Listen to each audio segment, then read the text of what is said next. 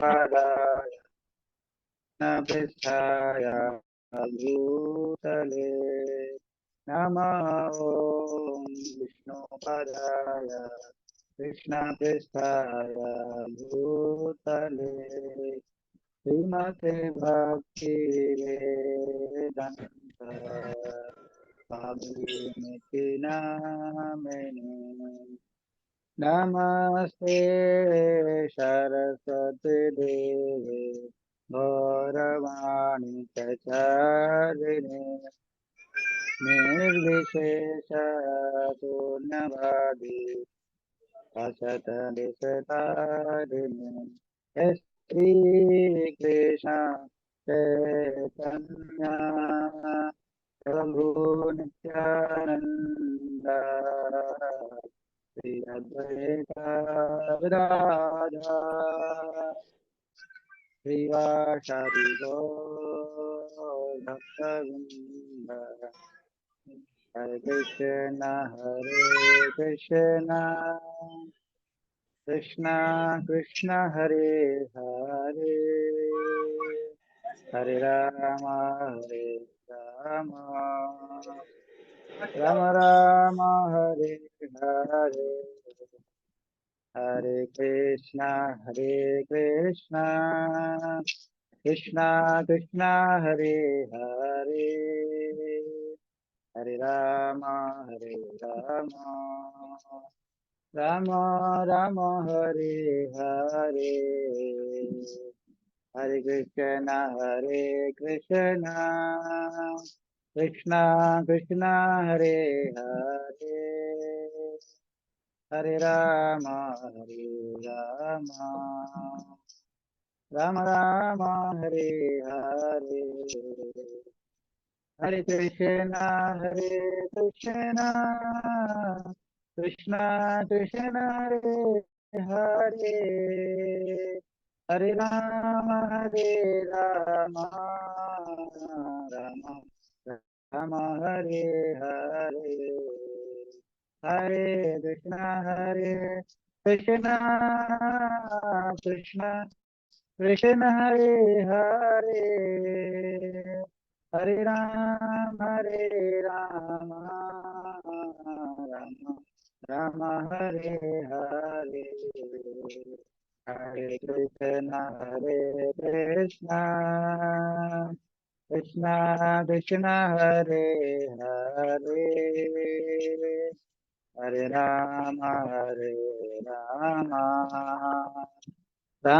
राम हरे हरे हरे कृष्ण कृष्ण कृष्ण हरे हरे हरे राम राम राम हरे हरे हरे कृष्ण कृष्ण कृष्ण हरे हरे हरे राम राम राम हरे हरे हरे कृष्ण कृष्ण कृष्ण हरे हरे हरे राम राम राम हरे हरे हरे कृष्ण कृष्ण कृष्ण हरे हरे हरे राम राम राम हरे हरे हरे कृष्ण कृष्ण कृष्ण हरे हरे हरे राम राम राम हरे हरे जय कृष्ण बलराम जय कृष्ण बलराम कृष्ण बलराम जय कृष्ण बलराम जय गौरांबिका जय गौरानिताय पतित पावन गौरानिताय जय जगन्नाथ जय बलदेवा सुभद्रमणि जय सुदर्शना जय राधा गोपीनाथ राधे जय राधा माधव राधे जय जय प्रभु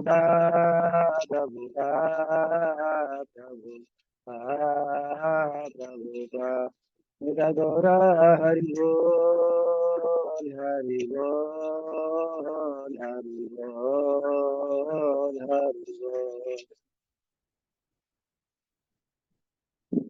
ओम अज्ञानतिमिरान्धस्य ज्ञानाञ्जनशलाकया चक्षुरुन्मीलितं येन तस्मै श्रीगुरवे नमः। नमः ॐ विष्णुपादाय कृष्णपृष्ठाय भूतले श्रीमते भक्तिवेदान्त स्वामिनिति नामिने। नमस्ते सरस्वते देवे गौरवाणी प्रचारिणे निर्विशेष शून्यवादी पाश्चात्यदेशतारिणे। हे कृष्णा करुणा सिंधु दीनबंधु जगतपते गोपेश गोपिकान्त राधाकान्त नमस्ते। तप्त कांचन गौरांगी राधे वृंदावनेश्वरी वृषभानुसुते प्रणमामि हरिप्रिये। नीलाचल निवासाय नित्याय परमात्मने बलभद्र सुभद्राभ्यां जगन्नाथाय ते नमः। जय श्री कृष्ण चैतन्य प्रभु नित्यानंद श्री अद्वैत गदाधर श्रीवासादि गौर भक्तवृंद। हरे कृष्णा कृष्ण कृष्ण हरे हरे हरे राम राम राम हरे हरे। हरे Krishna dear devotees, welcome everyone. So tomorrow we are going to celebrate very important festival, that is Sri Ram Navami. So Sri Ram Navami means the divine or transcendental appearance day of Lord Sri Ramchandra. So who is Lord Ramchandra? Lord Ramchandra is the supreme personality of Godhead. So there is a very famous verse in Bhagavad Gita in fourth. What is the shloka? यदा यदा हि धर्मस्य ग्लानिर्भवति भारत अभ्युत्थानम धर्मस्य तदात्मानं सृजाम्यहम्। And 4.8 परित्राणाय साधूनां विनाशाय च दुष्कृतां धर्म संस्थापनार्थाय संभवामि युगे युगे।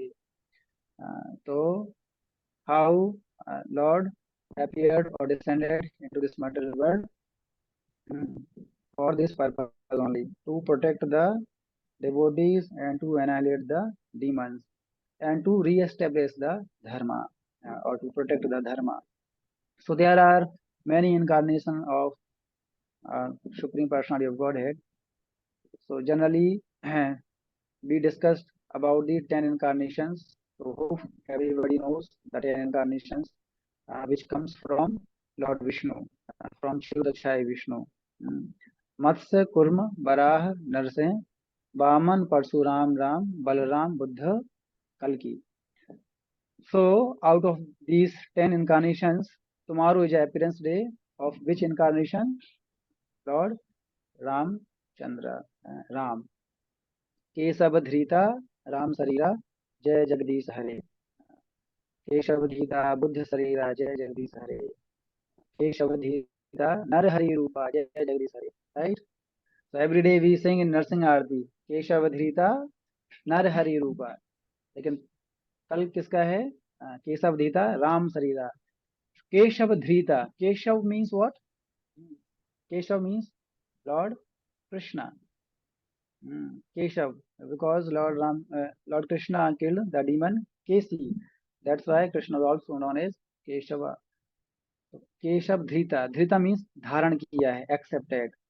And these are the different 10 incarnations.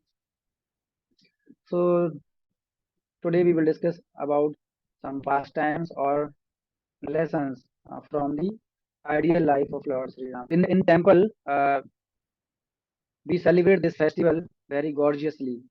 Tomorrow a lot of people will come. So these festivals, they are very much important for the devotees because Lord's appearance day and whatever the festival we celebrate, like after 1 month after another festival will come, that is Narsingh Chaturdasi, Kesavadhita Narhari Rupa. So this is the devotee's life, completely filled with the celebrations of the Acharyas appearance day, disappearance day, and Lord's appearance day. Okay, so now I can share the screen.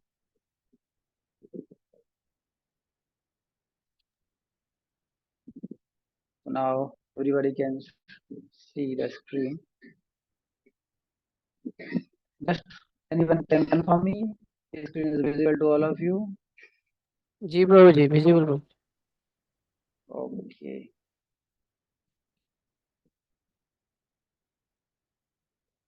So, in today's session, we will discuss life lessons from the ideal life of Lord Sri Ramchandra.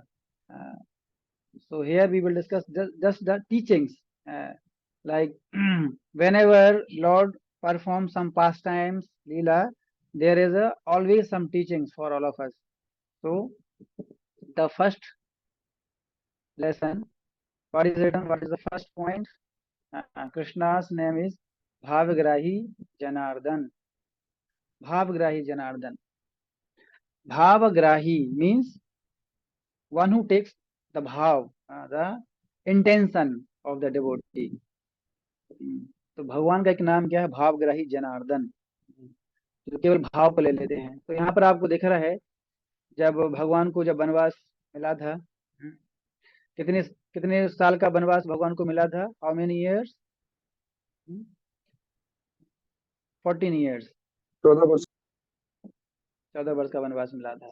तो उस समय वनवास के समय ये पास्टाइम आता है। आप लोगों ने सबरी का एक नाम सुना होगा, है ना?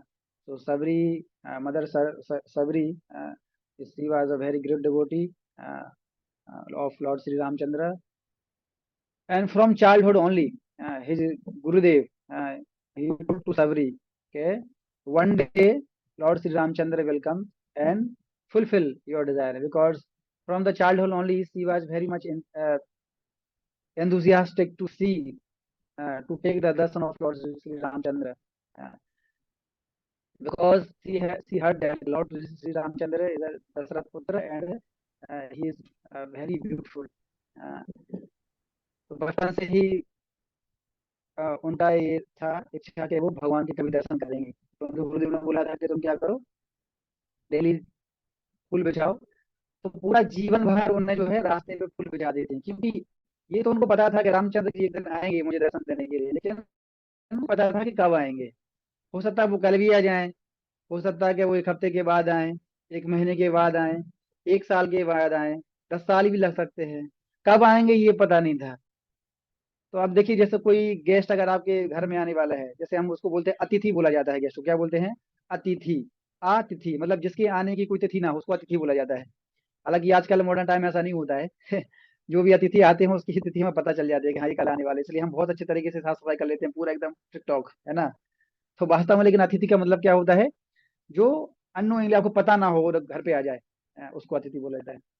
तो इस तरीके से जो है सबरी जो है वो बचपन से पूरा हमेशा देख, उनका इच्छा था कि कभी रामचंद्र जी आएंगे तो कभी मैं जो उनका दर्शन कर पाऊंगी। इस तरीके से वो डेली, मतलब इतना अच्छे फूल रास्ते में बिछाती हैं। ऐसा भी नहीं था कि कुछ यूजलेस हो, बिना सुगंध वाले फूल, ऐसा भी नहीं था। पूरा महकने वाले, क्यों भगवान आ रहे हैं, सुप्रीम पर्सनालिटी ऑफ गॉड है, डेली पूरा अच्छी तरीके से फूल बिछाती थी। और हमेशा देखती थी कि आज भगवान आएंगे, आज भगवान आएंगे, ऐसे देखते देखते देखते राह देखते देखते सो जाती थी। फिर कल वही सेम तैयारी, दूसरे दिन, 3 दिन, इस तरीके से बचपन पूरा बीत गया। और ये जो फोटो आप देख रहे हो ये पूरे ओल्ड एज की फोटो है ना? लेकिन शुरुआत कब से की थी? उन्होंने बचपन से की थी, जब वो पूरा यंग थी, तब से ऐसा उनका पूरा जीवन बीत गया। केवल किस चीज में उनका जीवन बीत गया? केवल फूल बिछाते बिछाते उनका जीवन बीत गया। और ऐसे बिछाते बिछाते बिछाते फाइनली वो एक दिन आ गया, जब रामचंद्र जी उनकी कुटिया के पास आए, और वैसे ही फूल बिछा रही थी। अब जब फूल बिछाते तो ऊपर नहीं देखते, नीचे देखते थे, ऐसे बिछाते बिछाते देखा तो भगवान की चरण कमल दिख गए उनको, है ना? तो जब चरण कमल जब देखे तो फिर वो अपना सिर ऊपर उठाती हैं, हाँ, सबरी। अब उनको तो पता नहीं है कि यही यही रामचंद्र जी है, उन्हें तो कभी देखा नहीं था जीवन में। तो फिर वो पूछती हैं कि आप कौन हैं? तो फिर वहां पर जो है राम जी बताते हैं कि मैं दशरथ दशरथ नंदन पुत्र राम हूँ, और ये मेरा छोटा भाई लक्ष्मण है। इस तरीके से वो, जैसा ही वो सुनते हैं कि रामचंद्र जी, तो आप कैन यू इमेजिन, मतलब उस समय पर सबरी का मतलब इमोशंस, मतलब क्या भाव होंगे कि जो मतलब पूरे जिंदगी, पूरा जिसका जीवन पूरा निकल गया, जिस व्यक्ति से वो मिलना चाहते थे, आज वो व्यक्ति भगवान साक्षात उनके सामने है। जैसे उन्हें सुना कि रामचंद्र जी, दशरथ नंदन राम, आप ऐसा मान के चलिए कि मतलब उनका जो गला है वो पूरा चौक हो गया था, मतलब कुछ बोल नहीं पा रहे थे, और पूरे आंसू बहे, है ना? आप देख सकते हैं रामायण सागर में जो वीडियो बनाया गया है, पूरा आंसू बहे और आंसुओं से पूरा चरण धुल गए राम जी के वहां पर। इस तरीके से कुछ बोल ही नहीं पाई। अ, तो फिर उसके बाद कुछ समय तक पूरा मतलब स्टक हो गया गला। उसके बाद फिर बोलते हैं कि हे भगवान, हे दशरथ पुत्र श्री राम, आपके दर्शन करने के लिए पूरा मेरा जीवन निकल गया और आज मतलब अंततः मुझे आपके दर्शन करने का सौभाग्य मिला। मेरा जीवन जो है धन्य हो गया आज आपके दर्शन करने से। तो हम बोलते हैं कि दर्शन ही पवित्र करो, यही तुम्हार गुण। गोविंद तो भगवान जो है वो हमेशा भक्तों के हृदय में रहते हैं। दर्शन ही पवित्र करो, यही तुम्हार गुण। तो भगवान और भगवान के जो शुद्ध भक्त होते हैं, उनके दर्शन मात्र से ही क्या हो जाते हैं, व्यक्ति प्यूरिफाई हो जाते हैं। गंगा से अगर आपको पवित्र होना है तो आपको उसमें नहाना पड़ेगा या पानी को टच करना पड़ेगा, तब जाके पवित्र हो गई। लेकिन वैष्णव इतने शुद्ध होते हैं कि आपको उनको टच करने की जरूरत भी नहीं है, केवल दर्शन मात्र से ही आपको मतलब आप पवित्र हो जाओगे। इतने प्यूरिफाई होते हैं वैष्णव लोग। क्यों होते हैं? क्योंकि जो शुद्ध भक्त होते हैं वो भगवान को हमेशा साथ में लेके चलते हैं। हम अलग अलग प्रकार के तीर्थ स्थान पर जाते हैं दर्शन करने के लिए, है ना। लेकिन तीर्थ कहाँ पर होता है वास्तव में, ये हमें पता होना चाहिए। तीर्थी कुर्बंती थी तीर्थानी, जहाँ पर भगवान के शुद्ध भक्त होते हैं, वही वही स्थान क्या बन जाता है, तीर्थ बन जाता है। तीर्थ मतलब जहाँ पर भगवान का निवास होता है वो तीर्थ होता है। तीर्थ कहाँ होते हैं? जहाँ पर भगवान शुद्ध भक्त निवास करते हैं, जहाँ पर शुद्ध भक्त कीर्तन करते हैं, वो तीर्थ होता है। इसलिए हमारे लिए सबसे बड़ा तीर्थ क्या होता है? शुद्ध भक्तों का एसोसिएशन। जहाँ पर शुद्ध भक्त होते हैं, उनका एसोसिएशन से ही हमें भगवान की कृपा मिल सकती है। ठीक है। तो इस पास टाइम से, इस लीला से हमें क्या सीखने को मिलता है कि what you are doing that is not important to Krishna or to lord. What type of service you are doing that is not important for Krishna or lord Ramachandra. How you are doing that service that is important. आपका intention क्या है वो important है ना। तो यहाँ पर आप देखेंगे सबरी ने, आपने सुना सबरी के जूठे भेद, इस तरीके से आता है सबरी के जूठे भेद। तो सबरी ने जो है राम जी को जूठे भेद खिलाए। अब उसमें देखिए उनका भाव क्या था। अगर हम इसको एक्सटर्नल बुद्धि से देखेंगे तो हमें लगेगा अरे झूठी भेड़ खिलाए भगवान को, शर्म नहीं आई उसको, साल मतलब पूरे जिंदगी उसने अपना दे दिया और जब भगवान आया तो उसने झूठे भेड़ खिलाए। तो वो अपना मतलब फ्रेश भेड़ नहीं दे सकती थी उसको। उसके पीछे भाव क्या है? ठीक है, जो भक्त लोग हैं केवल वही समझ सकते हैं। तो वो उसको पहले मतलब उसको टेस्ट कर रहे थे, वो देख रहे थे कि ये जो बेर है, ये जो फल है, ये मतलब खराब तो नहीं है ना, डिफेक्ट तो नहीं है। ऐसा ना हो कि भगवान को मतलब डिफेक्ट फ्रूट मिल जाए। इसलिए उसको पहले वो चख रही थी, वो देखा कि हाँ ये बेस्ट है, ये इसको भी भगवान को देना। तो अपना जूठा बेर भगवान को खिलाया। तो अगर इसको आप अगर अंतर्बुद्धि से देखेंगे, है ना, कृष्णा कॉन्शियस वाइज से देखेंगे, तो आपको समझ में आएगा हाँ कि देखो भक्त उसका भाव क्या था। भाव ये था कि भगवान को अच्छा फल मिले, बुरा फल न मिले। राइट। तो ये उसका भाव था। और वहीं आप देखेंगे कृष्ण लीला में, आप देखेंगे वहां पर बोलते हैं कि दुर्योधन का भोग न खायो और विदुर के घर सूखी घास खायो। हाँ, राइट। तो दुर्योधन का आलीशान संपूर्ण फीस उसको मना कर दिया कृष्ण ने कि नहीं हम तुम्हारे घर नहीं जाएंगे, है ना। घर हम उसके जाते हैं कि या तो उसके साथ हमारा रिलेशनशिप अच्छा हो, नहीं तो वो व्यक्ति बहुत भूखा हो, है ना, इस तरीके से। तो भगवान बोला कि देखो तुम्हारे साथ मेरा ना तो अच्छा ज्यादा उतना अच्छा संबंध है और ना ही मैं भूखा हूँ, तो मैं क्यों तुम्हारे साथ जाऊंगा। विदुर के घर में जरूर जरूर जाऊंगा, क्योंकि वो उसके साथ मेरा संबंध बहुत अच्छा है ना। और विदुर भगवान के भक्त भी थे, अंडरस्टैंडिंग। तो भगवान विदुर के घर जाते हैं, वहां पर क्या हुआ, विदुर के घर जब जाते हैं तो विदुरानी जो उनकी पत्नी थी, वहां पर विदुर नहीं थे। तो विदुरानी क्या किया, देखा कि कृष्ण आए हैं साक्षात। तो वो इतने भाव विभोर हो गई। हाँ, किचन में जो था वो देखा कि फ्रूट्स हैं, खाली केले हैं। हाँ, तो वो उठा के लेके आए और भगवान को देख के इतने भाव विभोर हो गए कि उनको ये नहीं, उनको शुद्ध बोध था कि भगवान को वो क्या खिला रही हैं। तो वो क्या किया, केले के जो छिलके थे, तो छिलकों को ऐसा छील के जनरली क्या करते हैं हम फेंक दें, लेकिन वो छिलकों को भगवान को दे रहे थे और जो फल है उसको पीछे फेंकते जा रहे थे। इतना मतलब भावुक हो गए थे वो भगवान को देख के, कौन, विदुरानी। तो देखा इस तरीके से, पीछे देखा कि केले का जो फ्रूट है उसका ढेर लग गया और सारे छिलके भगवान ने खा लिए। तो उस समय के बाद जब विदुर जी जब आते हैं तो वो देखते हैं अरे ये क्या, जो एसेंस पार्ट है केले का वो इधर पड़ा हुआ है, ढेर लग गया, और केले के छिलके कहाँ हैं। तो वो अब विदुरानी तो वो खाली उनको खिला रही थी, भगवान हंस रहे थे वहां पर। उनको खाली हंस रहे थे, भगवान तो हंसते हैं खाली, कुछ तो बोलते नहीं। विदुर जी देखे अरे ये क्या कर रही है। तो वहां पे जाके विदुरानी को बोलते हैं अरे तुमने ये क्या किया, इसके छिलके कहाँ हैं। वो विदुरानी को कोई होश तो था नहीं क्या कर रही है। तो फिर वो दो तीन बार टोका, अरे ये क्या कर रही हो, छिलके कहाँ है इसके? बोले छिलके, छिलके कहाँ है? वो छिलके तो भगवान ने खा लिए।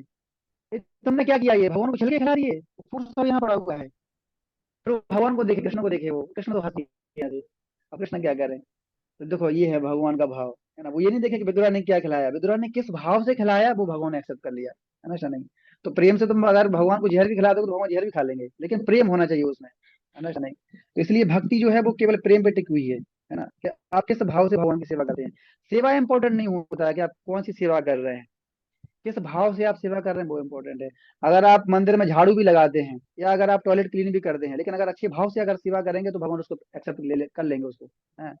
लेकिन अगर आप ड्यूटी वर्शिप कर रहे हो, जो कि टॉप मोस्ट सेवा कही जाती है, लेकिन अगर भाव नहीं है आपका, अगर तो भगवान उसको रिजेक्ट कर देंगे आपकी सेवा को। इसलिए सेवा छोटी बड़ी नहीं होती है, वो सेवा किस इंटेंशन से आप कर रहे हो वो इंपॉर्टेंट होता है, राइट। तो इस पास टाइम से हमें क्या सीखने को मिलता है कि भगवान जो है भाव गहे जनार्दन है। आपका इंटेंशन क्लियर होना चाहिए, है ना, भगवान के प्रति शुद्ध होना चाहिए, अंदर कपटता नहीं होनी चाहिए, डुप्लीकेट नेचर नहीं होना चाहिए, है ना। भगवान जो है वो कपट के हृदय में नहीं रहते हैं। भगवान किसके हृदय में रहते हैं? जिसका हृदय क्या होता है, शुद्ध होता है, उसके हृदय में रहते हैं, ठीक है। दूसरा पास टाइम आता है मोस्ट ब्यूटीफुल। तो भगवान तो बोलते हैं ब्रह्म संहिता में, ब्रह्मा जी बोल रहे हैं, क्या बोल रहे हैं? कंदर्प कोटि कमनीय विशेष शोभम गोविंदमादि पुरुषम तमहम भजामि। कंदर्प कोटि, मिलियंस एंड मिलियंस क्यूपिड, वो भगवान की सुंदरता को देखकर क्या हो जाते हैं, न्यौछावर हो जाते हैं। एक जो क्यूपिड है, एक जो कामदेव है, इस पूरी भौतिक जगत की सुंदरता हाँ, को अपनी तरफ खींचे हुए है, मतलब अट्रैक्ट किए हुए है। मतलब पूरा भौतिक जगत केवल एक क्यूपिड को उसकी तरफ झुक रहा है, इतना है। क्यूपिड मतलब कामदेव, जो काम वासना का जो तीर चलाता है, अपनी मतलब पूरे संसार को काम लस्ट में, काम वासना में मुक्त, मंत्र मुक्त किए हुए है। सबको अपनी तरफ आकर्षित करता है, कौन? कामदेव। सबको अपनी तरफ खींचता है ना। काम वासना में, अ, भौतिक सुख, सेंस ग्रेटिफिकेशन, उसको कामदेव बोला जाता है, कामदेव। तो ऐसे करोड़ों करोड़ों कामदेव जो हैं वो भगवान की सुंदरता पर क्या हो जाते हैं, निछावर हो जाते हैं, मानो भगवान की सुंदरता पर अट्रैक्ट हो जाते हैं। तो आप इमेजिन कर सकते हैं भगवान कितने सुंदर होंगे। बट प्रॉब्लम ये है कि हमने भगवान की सुंदरता को देखा नहीं है, इसलिए हम इस भौतिक जगत की सो कॉल्ड सुंदरता पर मंत्रमुग्ध हो जाते हैं। This is the problem. इसलिए भगवान अर्चा विग्रह के रूप में यहाँ पर आते हैं। हाँ, तो जिस प्रकार से भगवान कृष्ण सुंदर हैं, है ना, उसी प्रकार से लॉर्ड रामचंद्र भी बहुत सुंदर थे। तो जब उनको वनवास हुआ था तो वहां पर हाँ, शूर्पणखा, हाँ, शूर्पणखा आई थी। जब देखा कि भगवान रामचंद्र जी बहुत सुंदर हैं, तो फिर वो प्रपोज किए रामचंद्र जी को कि मैं जो है अ, आपसे विवाह करना चाहती हूँ। तो वहां पर सीता जी भी थी, पास में थी। तो वो एनवियस एनवियस हो गई शूर्पणखा। तो फिर क्या किया, जब रामचंद्र जी को जब प्रपोज किया तो बहुत बहुत सुंदर थे, रंगी भी थे। प्रपोज किया, क्योंकि ये जो शूर्पणखा थी, आपकी जो फॉर्म दिख रहा है, ये फॉर्म नहीं था। वो बहुत सुंदर युवती बन के आई थी एक्चुअली।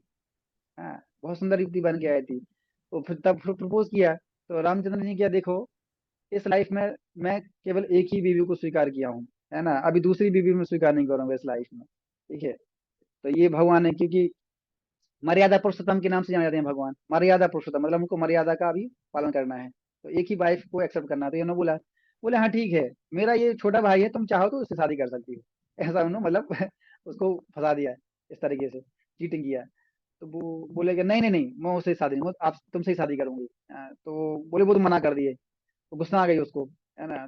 तो फिर जब थोड़ी सी बात बढ़ी, तो फिर जो है लक्ष्मण जी ने फिर क्या किया, तलवार से मतलब क्या किया, उसका नाक काट दिया।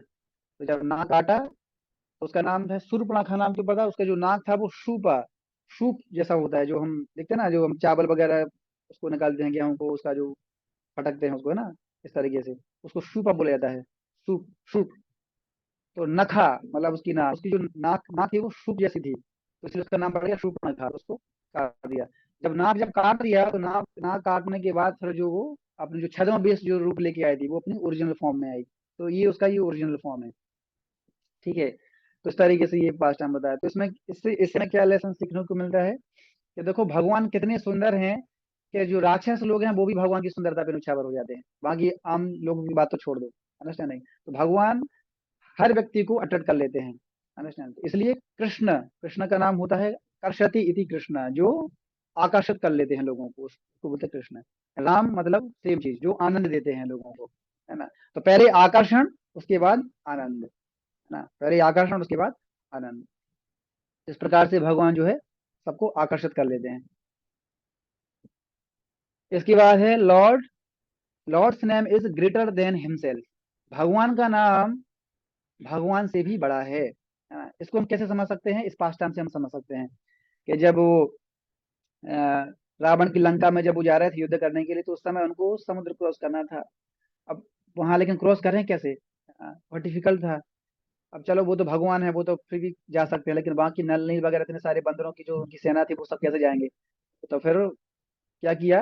अ, हनुमान जी ने शुरू किया, कि हनुमान जी जो है भगवान के अनन्य भक्त हैं। तो उनको है, वो हमेशा राम राम जपते थे। कोई भी मतलब कोई भी सेवा जब उनको दी जाती थी हनुमान जी को, वो राम नाम जप से ही वो शुरुआत करते थे। इतना उनका फेथ था हनुमान जी का। तो हमें हनुमान जी सीखना चाहिए कि भगवान की भक्ति कैसे करनी है। इसलिए जब भी भक्ति में जब किसी भक्त का नाम जब आता है, तो हनुमान जी का नाम सबसे पहले आता है। तो वो राम जी के अनन्य भक्त हैं। तो वो क्या किए, वो बोले कि चलो हम राम नाम लिख के देखते हैं। तो राम नाम लिख के देखे, वो उस पत्थर को फेंका। जब फेंका तो वो पत्थर वो डूबा नहीं, वो तैरने लगा। राइट। तो सबको पता चला, अरे पत्थर तो मतलब तैर रहा है। तो सब लोगों ने फिर राम नाम लिख के फिर उसको अ, अ, मतलब उसमें डाल दिया। तो जब सब डालते गया तो सब वो तैरने लगा। पर राम जी ने भी क्या किया, राम जी ने राम जी ने भी अपना नाम लिखा राम, और जब उस पत्थर को फेंका, तो जब राम जी ने जब पत्थर फेंका, वो पत्थर डूब गया। तो राम जी पूछे, यार ऐसा क्यों हो रहा है? तुम लोग नाम लिख रहा है तो पत्थर पत्थर जो है वो तैर रहा है, मैं जब जब नाम लिखने के बाद फेंक रहा हूँ तो वो डूब जा रहा है, ऐसा क्यों हो रहा है? तो फिर वहां पर हनुमान जी बोलते हैं कि देखिए, आपका जो नाम है वो हमारे लिए है, भक्तों के लिए, आपके लिए नहीं है वो। ठीक है, वो आपकी जो शक्ति है वो भक्तों के लिए है। राइट? इसलिए वो पत्थर, वो नाम वो आपके लिए काम नहीं करेगा, वो हमारे लिए काम करेगा। तो इस तरीके से वो बताते हैं। तो इस तरीके से फिर सारा वो पूरा ब्रिज बनाते हैं और फिर उसको क्रॉस करते हैं। तो इस पास टाइम से हमें क्या सीखने को मिलता है कि भगवान का जो नाम है वो भगवान से भी ज्यादा शक्तिशाली है। इसलिए इस कलयुग में भगवान जो है किस किस रूप में आए हैं? कली काले नाम रूपे कृष्ण अवतार। इस कलयुग में भगवान जो है नाम के रूप में आए हैं। अ, नाम चिंतामणि कृष्ण चैतन्य रस विग्रह पूर्ण सिद्ध नित्य मुक्त अभिन्नत्व नाम नामिनो। तो अभिन्नत्व नाम नामिनो, भगवान का नाम और भगवान खुद, दोनों में कोई अंतर नहीं है, दोनों सेम ही है। तो ये पास्ट हम बताता है कि भगवान के नाम में कितनी पोटेंसी है। इसलिए भगवान क्या बोल रहे हैं? नाम नाम अकारी बहुधा निज सर्वशक्ति, निज सर्वशक्ति। भगवान ने अपनी सारी शक्ति क्या की है, उस नाम में डाल दी है, सारी शक्ति। इसलिए भगवान के नाम और भगवान में कोई अंतर नहीं है। हाँ, तो इस चीज को हमें समझना चाहिए। जब भगवान खुद ही बोल रहे हैं कि मेरे नाम में और मैं खुद, दोनों में कोई अंतर नहीं है, तो इसलिए भगवान का नाम बहुत ही क्या है, पावरफुल है। इसलिए इस कल का युग धर्म में क्या है? कलौ तद्धरि कीर्तनाद, कीर्तन्या सदा हरि। केवल हरि नाम के माध्यम से ही इस युग में जीवों का क्या होगा? उद्धार होगा। इस हरि नाम के अलावा और कोई दूसरा उपाय नहीं है। तो ब्रह्मनाद ये पुराण में ही आता है, हरे नाम हरे नाम ही केवलम कलौ नास्ते नास्ते नास्ते गतिरन्नथा। तो इस कलयुग में केवल हरि का नाम, केवल हरि का नाम और केवल हरि का नाम ही एकमात्र उपाय है इस भौतिक जगत के जो जन्म मृत्यु जरा व्याधि से मुक्त होने का, और भगवान के साथ अपना जो नित्य संबंध है उसको स्थापित करने के लिए केवल हरि का नाम, और कोई दूसरा उपाय नहीं है। ना मेडिटेशन के माध्यम से, ना योग के माध्यम से, ना यज्ञ के माध्यम से, और ना ही वर्शिप अर्चन के माध्यम से ये संबंध स्थापित नहीं किया जा सकता है इस युग में। बिकॉज ये सब चीजें क्या बहुत डिफिकल्ट हैं। हम यज्ञ नहीं कर सकते हैं, हम मेडिटेशन भी नहीं कर पाएंगे, और अर्चन, बिकॉज क्योंकि ये चीजों करने के लिए बहुत ज्यादा प्यूरिटी चाहिए। और कलयुग में लोग प्यूरिटी कहाँ है ना। धर्म, इस कलयुग में धर्म केवल एक ही पैर पर टिका हुआ है ना। बाकी तीन पैर उसको ऑलरेडी कट चुके हैं, है ना। तो प्यूरिटी है तो कहाँ है? इसलिए केवल हाँ, भगवान के नाम से ही इस कलयुग में लोगों का क्या होगा? उद्धार होगा। हाँ, तो वो चैतन्य महाप्रभु ने आज से 520 साल पहले इस हरि नाम को दिया, हरे कृष्ण महामंत्र को। और केवल इस हरे कृष्ण महामंत्र के माध्यम से ही जो है हम अपनी वास्तविक स्थिति में आ पाएंगे, और भगवान के साथ हमारा जो इटरनल शाश्वत जो संबंध है उसको स्थापित हम कर पाएंगे, है ना। तो वो संबंध क्या है? जीवेर स्वरूप है कृष्णेर नित्य दास। भगवान के इटरनल हम सर्वेंट हैं, और भगवान की हमें सेवा करना है, भगवान से प्रेम करना है, और वो केवल इस हरे हरे कृष्ण महामंत्र के माध्यम से होगा। ठीक है। फिर नेक्स्ट है मोस्ट पावरफुल। है तो भगवान के जो 6 अपूलेंस होते हैं, है ना, most beautiful, most knowledgeable, most powerful, most wealthy, most famous and most renunciator. Renunciator. तो ये 6 अपूलेंस भगवान के हैं, इसलिए उनको भगवान बोला जाता है। तो उसमें से एक है मोस्ट पावरफुल। तो आप लोगों ने ये सुना होगा, ये पास टाइम आप लोगों ने देखा भी होगा, है ना, कि जब सीता माता के स्वयंवर की जब बात हुई थी, तो उसमें क्या क्या शर्त रखा गया था कि ये जो परशुराम का जो धनुष है, जो कि परशुराम को किसने दिया था, ये धनुष किसने दिया था, लॉर्ड शिव जी ने दिया था, है ना। तो परशुराम जी के पास था, परशुराम जी ये था धनुष, बहुत बड़ा था। तो वहां पर ये शर्त रखी गई थी कि सीता माता का जो विवाह है केवल उन्हीं के साथ होगा जो इस धनुष को क्या कर पाएंगे, तोड़ पाएंगे। तो उस सभा में, है ना, बहुत सारे राजा थे, और उसमें जो रामचंद्र जी थे वो सबसे छोटे थे, सबसे यंग थे, है ना, मतलब बच्चे जैसे लगते थे, क्योंकि भगवान तो हमेशा कैसे रहते हैं, नव यौवनम चा, भगवान हमेशा 16 साल के रहते हैं। तो सबसे छोटे थे। तो लोगों को लग रहा था, अरे इनकी ये शादी करने के लिए आए हैं, ये तो बच्चे जैसे हैं अभी। हाँ, उनको सबको क्या पता कि वो कृष्ण, वो साक्षात भगवान है। हाँ, तो एक सबसे पहले सब अपने अपने बहुत सारे राजा आए, अपने मूछें मरोड़ते हुए आए, पूरा अपना सबसे दिखाते हुए जाते हैं धनुष के पास, और उसको हिलाते हैं। पूरा जूस निकल जाता है, लेकिन वो तोड़ने की बात तो छोड़ दो, वो उसको हिला भी नहीं पाते हैं, वो धनुष को पूरा। और वो पूरा जूस निकल जाता है, वहीं पर वो फ्लैट हो जाते हैं। तो अब ये सब दिख रहे हैं ना यहाँ पर, ये जितने भी राजा महाराजा हैं, ये उनकी हालत तभी हुई है, उस धनुष को हिला नहीं पाए, लेकिन पूरा जूस निकल गया उनका। तो ऐसे बड़े से बड़े और बहादुर महाराजा है, पूरे अलग अलग स्टेट से, अलग अलग कंट्री से आए, क्योंकि सीता जी माता जो भगवान की अंतरंगा शक्ति है ना, तो बहुत सुंदर है वो। तो सारे राजा चाहते थे कि हाँ, मैं विवाह करना चाहता हूँ, मैं विवाह करूंगा, मेरा स्वयंवर होगा, इस तरीके से। तो इस तरीके से एक के बाद एक के बाद एक के बाद एक सारे राजा महाराजा ने ट्राई किया, लेकिन कोई उसको हिला भी नहीं पाया। तो उसके बाद फिर अब सीता माता जी ऐसी माला लेके खड़ी हुई हैं, किसको पहनाऊं, एक ही तो नहीं आ पा रहा है क्या मैं हमेशा पूरी जिंदगी कुंवारी रहूंगी क्या, मेरा विवाह नहीं होगा। तो सीता माता जी को तो मतलब रोना तो आ ही रहा था, लेकिन सबसे ज्यादा रोना किसको आ रहा था, उनके पिताजी को, जनक महाराज को। वो भी पूरा मतलब टेंशन पड़ गए कि क्या होगा, मेरी आज पुत्री का विवाह नहीं हुआ क्या, कोई नहीं है क्या ऐसा। अ, तो उसके बाद फिर फाइनली जो है फिर लक्ष्मण जी बोलते हैं, उठिए अब आप जाइए, अब आपका नंबर आ गया अब। इस तरीके से फिर जो है रामचंद्र जी फिर जाते हैं, और उसको फिर अ, बहुत आराम से उठा देते हैं उसको, उठा के और पूरा उसको दो पार्ट कर देते हैं उसको। क्योंकि वो भगवान है ना। और शिव जी कौन है, शिव जी तो भगवान के मतलब सर्वेंट है ना। तो जब वो देखते हैं, जब वो धनुष जब तोड़ देते हैं, जब धनुष टूटता है, तो शिव जी की आंख खुल जाती है फिर। मतलब इस तरीके आप ऐसा देख सकते हैं कि जब वो धनुष टूटता है ना, तो उस समय मतलब भूकंप आ जाता है, धरती हिलने लगती है, पूरा आसमान में पूरा पूरे तारे मंडल जो नक्षत्र हैं वो मतलब सब हिलने लगते हैं पूरे, जब धनुष टूटता है। शिव जी हमेशा ध्यान में रहते हैं, शिव जी की आंखें खुल जाती हैं पूरा। परशुराम जी की पूरी आंखें खुल जाती हैं, अरे क्या हो गया ये। तो परशुराम जहाँ थे, जिस प्लान थे, वहां से वहां आके सीधा यहाँ पर आ जाते हैं। बोलते किसकी हिम्मत है, किसने तोड़ा ये धनुष। तो उस समय जब आते तो परशुराम जी तो पता ही है, पूरे लाल रंग हो जाते हैं, पूरे बहुत गुस्से में रहते हैं वो। हाँ। और परशुराम कौन है, परशुराम भी तो वही 10 अवतार में एक आते हैं, वही तो परशुराम है। हाँ, तो आ, जब परशुराम जी आते हैं तो बहुत गुस्से में रहते हैं, बताते हैं कि किसने तोड़ा ये। तो फिर वो किसी तरीके से फिर वो जनक महाराज जी फिर उनको शांत करते हैं। हैं, तो वो शांत होते नहीं है। हैं, तो लक्ष्मण जी फिर लक्ष्मण जी को गुस्सा आ जाता है फिर वो देखते हुए, अरे मेरे भैया को मतलब बहुत मतलब इस तरीके से कुछ अपशब्द कर कुछ बोलते होंगे परशुराम जी। तो लक्ष्मण जी अब उनके छोटे भैया हैं, तो वो बड़े भैया को का अपमान कैसे सहन कर सकते हैं। तो लक्ष्मण जी बहुत गर्म हो जाते हैं। राम जी बोलते हैं, शांत हो जाओ, कुछ मत बोलो, इस तरीके से।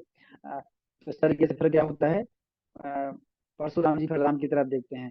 इस तरीके से अब देखते हैं तो फिर वो क्या होता है, राम जी के अंदर उनको फिर वो जो है विष्णु के दर्शन उनको होते हैं। तब उनको पता चलता है कि अरे ये तो साक्षात मेरे आराध्य भगवान खड़े हैं। तो उसके बाद फिर जो है वो शांत हो जाते हैं, है ना। तो इस तरीके से ये पास्ट टाइम बताता है कि भगवान कितने पावरफुल, मतलब भगवान जो काम करते हैं सुपर ह्यूमन एक्टिविटीज, है ना, जिसको कोई नहीं कर सकता वो भगवान करते हैं। इसलिए हर कोई व्यक्ति भगवान नहीं बन सकता है। ऐसा नहीं कोई व्यक्ति तपस्या करके या मेडिटेशन करके योग करके भगवान बन जाए। नो, भगवान मतलब वो हमेशा से ही क्या है, भगवान है, ऑलवेज, हमेशा से भगवान है। ठीक है। तो कृष्ण लीला में भी आप देख सकते हैं कि भगवान ने 7 साल की अवस्था में जो है गोवर्धन पर्वत को धारण किया था। तो इसको बोलते हैं सुपर ह्यूमन एक्टिविटीज, है ना, जो कि और कोई नहीं कर सकता है, वो केवल भगवान ही कर सकते हैं। क्योंकि कई बार ऐसा होता है कि कुछ लोग छोटे छोटे ऐसे कुछ सो कॉल्ड, है ना, लोग आते हैं और वो अपने आप को भगवान बताते हैं, भगवान का अवतार बताते हैं, है ना।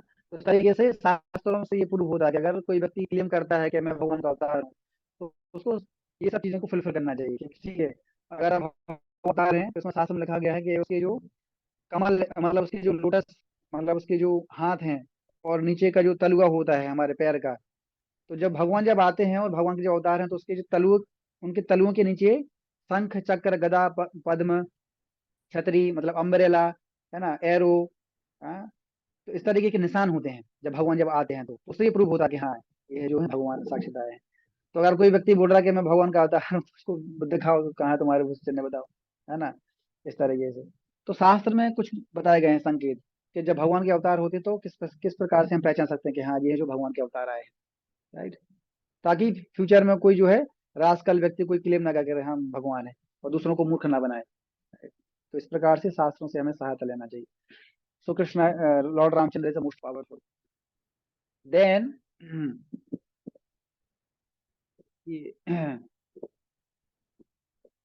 इसके बाद है ओबीडियंट। ओबीडियंट, आज्ञाकारी।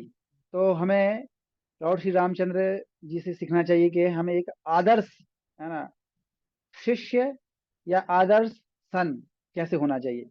दोनों तरीके से हम यहाँ पर देखेंगे कि एक आदर्श पुत्र कैसा होना चाहिए और एक आदर्श शिष्य कैसा होना चाहिए। तो रामचंद्र जी अपने खुद एग्जाम्पल से दिखाते हैं, अभी उनका नाम मर्यादा पुरुषोत्तम कहा गया है। तो दशरथ जी जो भी बोलते थे कभी उन्होंने उसको मना नहीं किया, हमेशा उन्हें, हमेशा मतलब उनके मुंह से, रामचंद्र जी के मुंह से कभी ना निकला ही नहीं, कभी ना नहीं, हमेशा केवल हाँ, जो भी उन्होंने बोला कर हमेशा हाँ बोला गया। उस तरीके से बहुत प्रेम करते थे दशरथ जी रामचंद्र जी को, क्योंकि बड़े भाई भी थे, चारों जो पुत्र थे उनके उनमें से रामचंद्र सबसे बड़े थे और प्रेम भी करते थे। तो हुआ क्या था, इस पास्टाम्स के माध्यम से आपको पता ही होगा कि जब हाँ, मंथरा, मंथरा ने जब केकई, वहाँ केकई को जब उकसाया, है ना, तो आप देखेंगे लॉर्ड रामचंद्र जी जो है वो कौन माँ के पुत्र हैं, है ना। तो इस तरीके से देखा जाए तो दशरथ की 3 पत्नियां थी, कौशल्या, सुमित्रा और कैकेयी। तो रामचंद्र जी कौशल्या के पुत्र हैं। तो कैकेयी माँ उनकी इस तरीके से मतलब ओरिजिनल माँ नहीं है। तो लेकिन आप देखेंगे कैकेयी माँ का जो प्रेम है वो राम जी के लिए बहुत ज्यादा था। इवन कौशल्या से भी ज्यादा कैकेयी जो है माँ ज्यादा प्रेम करती थी राम जी से, इतना उनका प्रेम था। लेकिन हुआ था क्या था, जैसे बोलते हैं ना, संगति का असर क्या पड़ता है ना, जैसा संग होता है हम वैसे बन जाते हैं। इसलिए एसोसिएशन बहुत ही इंपॉर्टेंट मैटर करता है कि हम जिस परिवेश में रहते हैं हमारे आसपास के लोग कैसे हैं। हो सकता है कि आप बहुत अच्छे हो, आपका नेचर बहुत अच्छा है, बहुत शुद्ध हो आप, लेकिन अगर आपके आसपास के रहने वाले लोग चार पर चार लोग अगर ऐसे हैं कि जिनकी हैबिट्स ठीक नहीं है, तो आप डेफिनेटली उससे प्रभावित हो ही जाएंगे। तो मदर के साथ ऐसे ही हुआ। हाँ, तो मंथरा, मंथरा जो बोलती थी कि देखो, भरत तुम्हारा पुत्र है।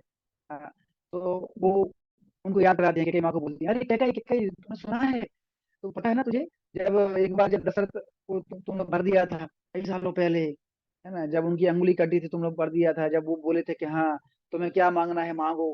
हाँ, तो बोलती है कि हाँ ठीक है, अभी सही समय आने पर मैं मांगूंगी, अभी नहीं मांगना है।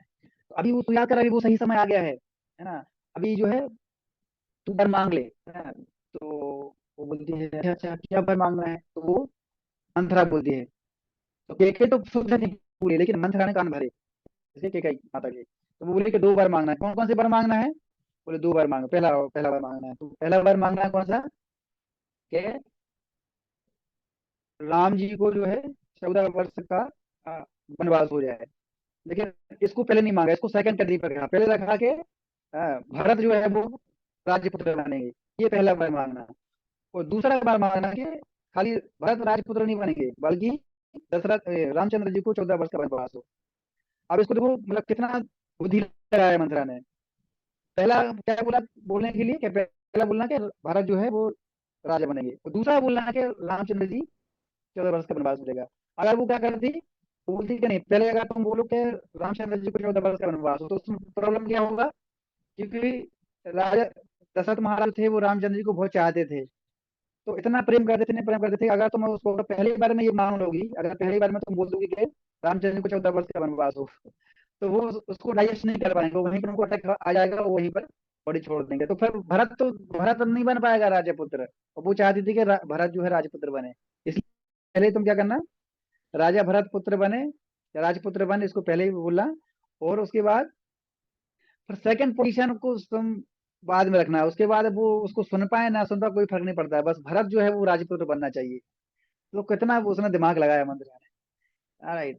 तो ऐसा ही हुआ, फिर कैकई जो है वो जाती है, और फिर उस समय दशरथ महाराज के पास जाती है, और फिर उनसे इस तरीके से जो है दो कंडीशन लगती है, वो बताती है कि अपने जो है उस समय, इसको सालों पहले आपने मुझे पूछा था कि ये तो मैं दो दो दो वर देना चाहती हूँ, तो अभी मैं आपसे जो दो वरदान मांगना चाहती हूँ।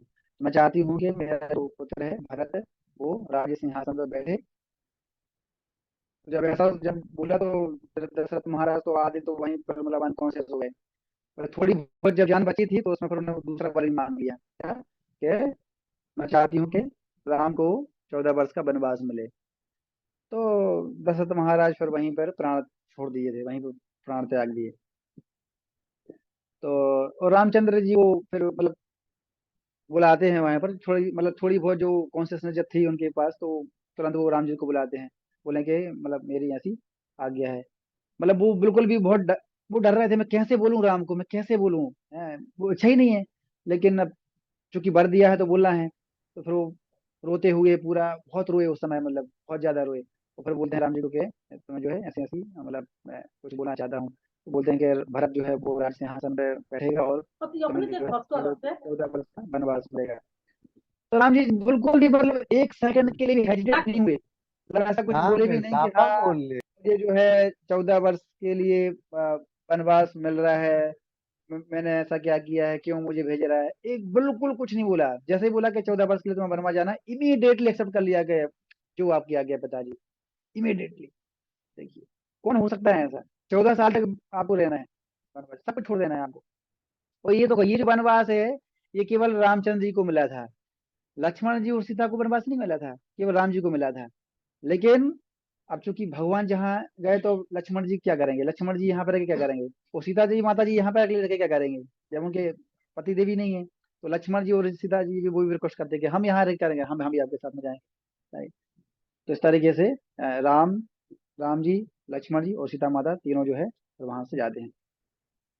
लेकिन अब देखिए, चूंकि रामचंद्र जी को सब प्रेम करते थे, जितने भी अयोध्यावासी थे बहुत प्रेम करते थे, और जब उनको जब ये वनवास मिला तो जितने भी अयोध्यावासी थे सब कूट कूट के रो रहे थे एक्चुअली, है ना।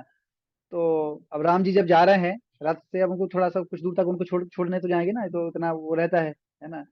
तो सारे जितने भी अयोध्यावासी हैं वो सब राम जी को छोड़ने के लिए जा रहे थे, पीछे नहीं छोड़ रहे थे। रामचंद्र जी बोले कि अभी रात हो गई है, तुम लोग वापस चले जाओ, है ना। तो कोई नहीं जाने को तैयार था, सब सब वहीं पर खड़े रहे, क्या करें क्या करें क्या करें। तो राम जी बोले कि ठीक है, अभी रात हो गई, एक काम करते हैं, अभी हम यहीं सो जाते हैं। तो राम जी वहीं सो गए, लक्ष्मण जी सीता जी सीता माता सब वहीं, और सारे अयोध्यावासी वहीं सो गए। फिर वो सोने से पहले लक्ष्मण जी और सीता जी माता को बोलते हैं कि सुबह सुबह क्या करना, जल्दी उठ जाना, हाँ, 2-3 बजे उठ के हम यहाँ से निकल जाएंगे, क्योंकि ये लोग तो हमारे पीछे छोड़ेंगे नहीं, है ना। तो ऐसा करके राम जी बोलते हैं, और सुबह फिर उनको सुबह सुबह जल्दी उठा देंगे फटाफट, और आराम से शांति से फिर वहां से भाग जाते हैं। जब उन लोगों की जब नींद खुलती है, कहले अरे कहाँ गए राम जी, कर गए। सब बेचारे रोते रोते करेंगे क्या बेचारे, वहां से फिर वो वापस चले गए, क्योंकि वो नहीं चाहते थे कि हमारी वजह से उनको कष्ट क्यों मिलेगा, है ना, क्योंकि वनवास मुझे मिला है तो उनको क्यों कष्ट दिया जाए। इस तरीके से फिर वो चले जाते हैं। तो ये इस तरीके से इस पास टाइम से हमें शिक्षा मिलती है कि हमें एक आदर्श पुत्र या आदर्श शिष्य कैसे बनना चाहिए, कि हमें जब इंस्ट्रक्शन मिलता है तो उसको हमें एज इट इज पालन करना चाहिए, उसमें ही जो है हमारी क्या रहती है, शक्ति रहती है, पोटेंसी रहती है। राइट। तो ये इस तरीके से उनको मर्यादा पुरुषोत्तम बोला जाता है। फिर नेक्स्ट क्यों नहीं हो रहा है,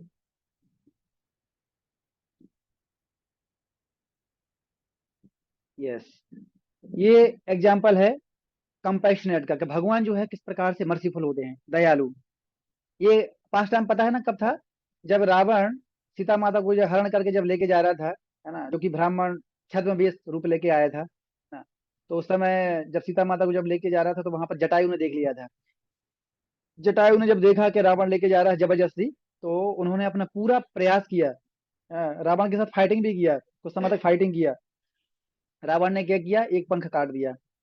एक पंख काटने के बाद भी वो हौसला छोड़े नहीं, फिर भी एक पंख के माध्यम से ही मतलब पूरा रावण के साथ फिर से फाइटिंग किया। लेकिन रावण रावण है ना, युग युग युग शक्ति है उसके पास, है ना, तो कैसे फाइटिंग कर पाएगा बेचारा जटायु। तो दूसरा पंख भी रावण ने उसका काटा। इस तरीके से बहुत प्रयास किया सीता माता को बचाने का, बहुत मेहनत किया, बहुत युद्ध चला काफी समय तक, लेकिन जो है फाइनली जटायु को मतलब देह त्यागनी पड़ी वहां पर। और जब देह त्याग दिए, फिर वहां पर उनकी बॉडी पड़ी थी। कुछ समय के बाद जब वो राम लक्ष्मण जब ढूंढते ढूंढते आए, क्योंकि आपको तो पता ही है, सीता माता जी ने रिक्वेस्ट किया था कि उनको गोल्ड डियर चाहिए था। गोल्ड डियर, वो गोल्ड का डियर होता है क्या, है ना? अब लेकिन देखो, कोई बात है, तो पास टाइम भगवान को लीला करना था। तो वो जो गोल्ड डियर था वो कौन था? वो रावण जो है भेजा था किसको? मारीची को। तो मारीची जी जो है मारीची वो आया था, गोल्ड डियर बन के आया था, वो विस्मत करने के लिए। तो वो सीता माता जी बोले, अच्छा ये हिरन बहुत सुंदर है, ये मुझे चाहिए। बहुत मना किया उन्हें, राम जी ने बहुत किया, नहीं नहीं नहीं, इसको क्या करोगे लेके? बोले नहीं मुझे ये चाहिए। जिद करती हैं वो जबरदस्ती। तो अब वो जो डियर है, अब लोग उसको पकड़ना पड़ेगा पहले। तो पकड़ें कैसे? तो अब सीता माता जी को वो अकेले छोड़ नहीं सकते वहां पर, क्योंकि तीन लोग तो हैं टोटल। तो तो लक्ष्मण जी को बोलते हैं रामचंद्र के, लक्ष्मण तुम क्या करो, तुम यहीं पर रहो, है ना, मैं उस डियर को पकड़ता हूँ। तो अब वो रामचंद्र जी भागते हैं पीछे पीछे उसके पीछे, लेकिन वो तो मारीची था, है ना, तो गायब हो जाता बार बार। उसके बाद फिर वो जो है रामचंद्र जी वहां पे चिल्लाते हैं। तो जब चिल्लाते हैं तो लक्ष्मण जी को फिर यहाँ लगता है, अरे रामचंद्र जी चिल्ला क्यों रहे हैं? अब लेकिन रामचंद्र जी ने बोला था लक्ष्मण को, तुम यहाँ छोड़ के भी मत जाना, है ना। तो अब लक्ष्मण जी बेचारे फंस गए, करें क्या? उधर वो चिल्ला भी रहे हैं, लक्ष्मण लक्ष्मण लक्ष्मण। अब वो एक्चुअली राम जी नहीं चल रहे थे, वो क्या था, वो मार्च चल रहा था, राइट। तो ये था इस तरीके से। अब लक्ष्मण जी फंस फंस गए, करें क्या? यहाँ पे अगर छोड़ देंगे तो राम जी वहां पर गुस्सा होंगे। और अभी अभी क्या करें? तो लक्ष्मण जी फिर क्या करते हैं, अपनी एक शक्ति से लक्ष्मण शक्ति, लक्ष्मण रेखा खींचते हैं। तो देखिए कम से कम माता जी हो प्रोटेक्ट रहेंगे, ऐसा खींच के वो चले जाते हैं। और इसी का जो फायदा उठाता है कौन? रावण। तब वो आता है और छद्म वेश लेके जो है वो जाता है, बोलते हैं भिक्षाम देही भिक्षाम देही, ऐसा कर करके जाता है। तो सीता माता जी बाहर आती हैं, बोलते हैं अच्छा कोई ब्राह्मण आया है ना। तो ये जब ब्राह्मण जब आते हैं तो उनको खाली हाथ नहीं वापस लौटाया जाता है, इस तरीके से वो आती हैं। तो जब सीता माता जी जब आती हैं तो ये क्या है, रावण क्या करता है, ट्राई करता है, अंदर जाने का प्रयास करता है, लेकिन जब अंदर जैसे जाता है, देखता है कि बॉर्डर है वहां पर। तो जैसा ही वो हाथ करता है तो एकदम करंट जैसा लगता है पूरा, अरे ये क्या हो रहा है, अंदर जा ही नहीं सकता था, पॉसिबल नहीं था। जैसे ही फिर उसने एक बार ट्राई किया, दो बार ट्राई किया, तीन बार ट्राई किया, हाथ पार चला है तो पूरा करंट लग रहा था, अंदर जा ही नहीं पाया। तो बोला कि मैं तो अंदर नहीं जा पाऊंगा, क्या करूं, माता जी को ही बाहर बुलाना पड़ेगा।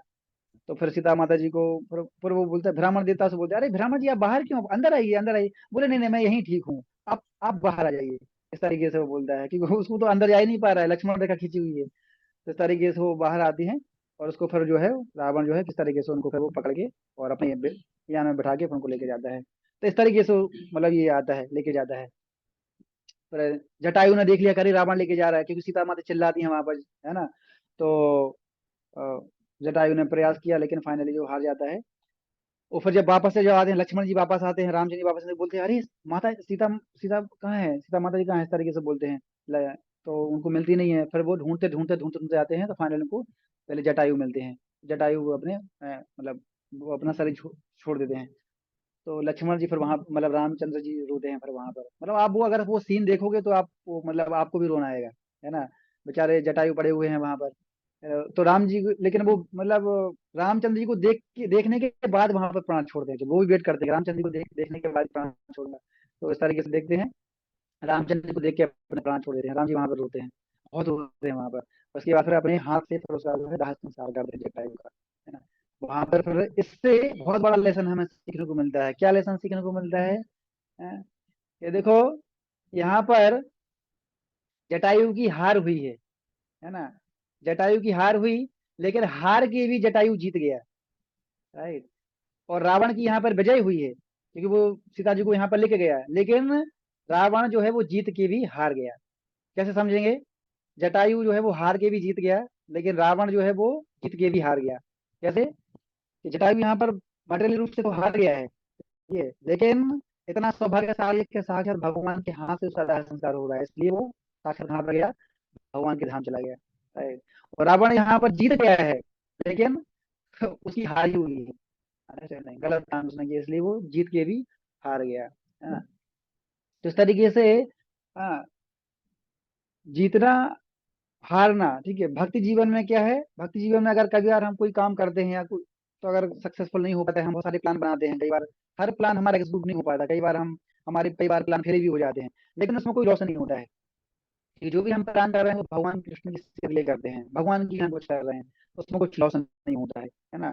हार के भी हम जो है हमेशा जीत जाएंगे, क्योंकि कृष्णा कॉन्शियसनेस में क्या होता है, हमारा केवल स्ट्रगल देखा जाता है, कितना स्ट्रगल, कितना संघर्ष आप करते हो, कृष्ण को प्लीज करने के लिए कितना आप एफर्ट देते हो, वो संघर्ष ही पर देखा जाता है। रिजल्ट तो बाहर बहुत जगह में लोग क्या है, रिजल्ट ओरिएंटेड होते हैं, रिजल्ट देखा जाता है, तुमने कितना काम किया वो उसको फर्क नहीं पड़ता है, रिजल्ट दिखाओ। लेकिन कृष्णा कॉन्शियसनेस में उसका उल्टा होता है ना। ये क्या है, आपका एंडेवर ओरिएंटेड है, आप कितना हार्डवर्क किए, कितना परिश्रम किए। कैसे हम देख सकते हैं, जब यशोदा माता ने जब भगवान श्री कृष्ण को जब बांधा, दामोदर लीला जब हुआ था, तो यशोदा माता ने हर प्रकार से प्रयास किया उनको बांधने का, है ना, हर प्रकार से प्रयास किया, लेकिन जब देखा कि वो फेल हो गई, जितनी भी रस्सियां थी सारी गौशाला की सारी रस्सियां लेके आई बांधा, लेकिन वो देखा कि हर बार जो 2 इंच रस्सी शॉर्ट पड़ जा रही है। तो जब वो देखा तो मदर यशोदा देखा पूरा पसीना पसीना हो गई, वो बांध नहीं पा रही है। तो उसके बाद फिर क्या किया, जब एंडे बार को जब देखा मदर यशोदा की, तो फिर वो जो देखा, क्या देखो मेरी माँ जो है कितना प्रयास कर रही है सुबह से, अभी वो जो है मैं अभी उसको बन जाता हूँ, तो भर भर भगवान अपनी योग माया की शक्ति से फिर एडजस्ट करते हैं, अपने आप बन जाते हैं। तो यहाँ पर क्या हुआ, इससे क्या सीखने को मिलता है, इस पास टाइम से और उस पास टाइम से क्या सीखने को मिलता है कि भगवान कैसे बनते हैं, हमारी आर्टिफिशियल बुद्धि, हाँ ब्यूटीफुल, हमारी सुंदरता से, हमारे ज्ञान से भगवान अट्रैक्ट नहीं होते हैं। भगवान को अगर हमें बांधना है तो कैसे बांध सकते हैं भगवान को? केवल भक्ति के माध्यम से, भक्ति बद्धम।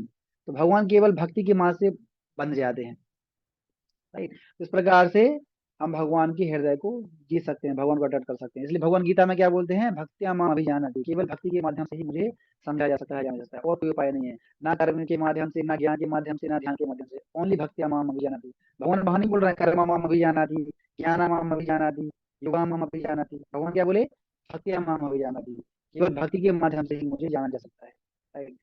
क्योंकि भगवान को, भगवान की हर चीज है, लेकिन एक चीज है जिसका भगवान पर अधिकार नहीं है, जिस पर भगवान का अधिकार नहीं है, किस चीज पर भगवान का अधिकार नहीं है, भक्तों की भक्ति पर, राइट। वो भगवान कुछ नहीं कर सकते हैं, इसलिए भगवान बन जाते हैं भक्ति में।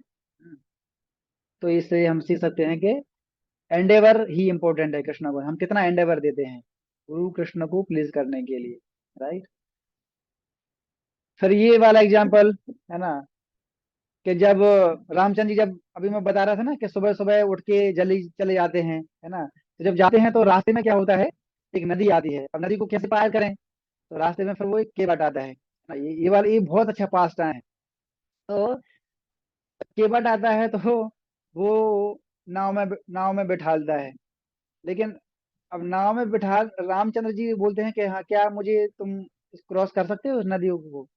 तो केवट जो है पहले सोचता है, बोलता है कि नहीं नहीं नहीं, हम आपको नहीं बिठाएंगे हमारी नाव में। क्यों? उसको पता है, पास्ट टाइम उसको पता था कि रामचंद्र जी ने जब पत्थर को टच किया था तो वो पत्थर क्या बन गया था, स्त्री बन गया था, अहल्या। तो उसको पता था कि अगर मेरी नाव जो है वो केवल एकमात्र ही तो साधन है जिससे मेरी रोजी रोटी चल रही है, और अगर अभी क्या हुआ, अगर भगवान ने इसको भी टच कर दिया अपने पैर से, तो अगर ये मेरी नाव अगर किसी दूसरी स्त्री का अगर ले लिया तो फिर क्या होगा, ऑलरेडी मेरी एक वाइफ है, ये दूसरी वाइफ आई, मैं कैसे लड़ाई झगड़ा चलेगा, है कि नहीं।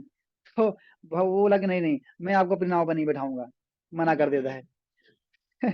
तो किस तरीके से, वो तो एक लीला कर रहा था, लेकिन वो मतलब जानबूझ के वो मना किया बैठाने से, क्योंकि वो चाहता था कि भगवान के चरण कमलों का जो है क्या बोलते चरण, वो मिल जाए, इसलिए वो डायरेक्टली बैठा रहे हैं। बोले नहीं नहीं, आपको हम डायरेक्टली नहीं बैठाएंगे, पहले भी ऑलरेडी मेरी एक वाइफ हो और दूसरी वाइफ को मैंने मेंटेन नहीं कर पाऊंगा, तो मैं पहले आपको चरण को धोऊंगा, उसके बाद ही आप उसमें एंटर कीजिएगा। अब वो बेचारे राम जी वो तो मना कर नहीं सकते, जबरदस्ती उसको बैठा, रामचंद्र जी को बैठा दिया, आसन लेके आया, रामचंद्र को बैठा दिया, लक्ष्मण जी से सबको बैठाया, चरण धोता है राम जी के।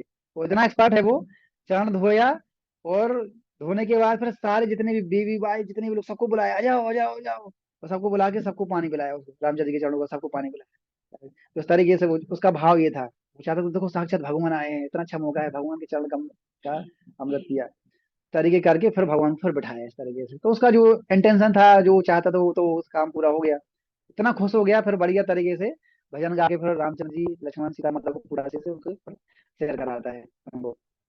तो इससे क्या पास टाइम मिलता है कि जब भी कभी भी हमें अपॉर्चुनिटी मिलती है, हैं, भक्तों की सेवा करने का जब भी मौका मिलता है, तो वो तीन चीजें बहुत ही पावरफुल है हमारे कृष्णा कॉन्शियसनेस में प्रोग्रेस करने के लिए, है ना। एक क्या होता है, चरण चरण रेणु, है ना, गुरु पद चरण रेणु, उनके चरण धूलि, ये बहुत पावरफुल होता है। फिर उनका चरणामृत, है ना, और उनका महाप्रसाद, उनका उच्चिष्ट, राइट। ये तीन चीजें क्या है, बहुत ही पावरफुल होते हैं हमारी भक्ति के लिए, है ना। अगर कभी भी अगर ये मिल रहा है तो उसको कभी भी छोड़ना नहीं चाहिए। जब भगवान को जब भोग लगता है तो उसको महाप्रसाद बोला जाता है। जब उसी महाप्रसाद को जब गुरु या आचार्य को जब भोग लग जाता है, जब वो पाते हैं, उसको क्या बोलते हैं, महाप्रसाद बोला जाता है। right? तो ये हमारी भक्ति के लिए बहुत ही इंपॉर्टेंट होता है। ठीक है, तो चरण रेणु, चरण धूलि, चरणामृत और उच्चिष्ट, है ना, ये हमारी भक्ति के लिए बहुत ही इंपॉर्टेंट है। तो इस एग्जाम्पल से सीखने को मिलता है। ठीक है, तो एटलीस्ट कम से कम जो अभी जो फेस्टिवल होते हैं भगवान के, जैसे अभी कल रामनवमी है, तो भगवान का अभिषेक होगा वहां पर, और अभिषेक होने के बाद क्या मिलेगा सबको, चरणामृत मिलेगा। तो उसको फल को मतलब ऐसा इच्छा होना चाहिए, हाँ अभी चरणामृत मिलेगा, उसके ऐसे इच्छा होना चाहिए कि हाँ चरणामृत मिलेगा, क्योंकि ये बहुत ही पावरफुल होता है हमारी भक्ति के लिए चरणामृत भगवान, राइट। फिर इसके बाद प्रसादम, लाइक दैट। नेक्स्ट आता है, give shelter even to enemies friend. सोचिए कौन ऐसा कर सकता है, शत्रु का जो फ्रेंड है, शत्रु का जो फ्रेंड है, तो भगवान का एस्टली मतलब कौन कौन कहलाएगा, वो भी शत्रु कहलाएगा। तो रावण भगवान का कौन है, शत्रु था। तो विभीषण कौन कहलाएंगे, विभीषण भी भगवान के शत्रु कहलाएंगे, क्योंकि विभीषण कौन है, शत्रु का पुत्र, शत्रु का फ्रेंड है कि नहीं। तो लेकिन फिर भी विभीषण हालांकि रावण के पास रहते थे, लेकिन हमेशा, हाँ, राम जी के बहुत बड़े भक्त थे वो। तो आप इस तरीके से समझ सकते हैं, जैसे प्रहलाद महाराज हैं, डेमन डीमन परिवार में उनका जन्म हुआ, लेकिन भगवान के बहुत बड़े भक्त थे। तो विभीषण की पोजीशन वैसे ही है, कभी भी वो रावण की पॉलिटिक्स में नहीं गए, है ना, हमेशा भगवान के भक्त हैं।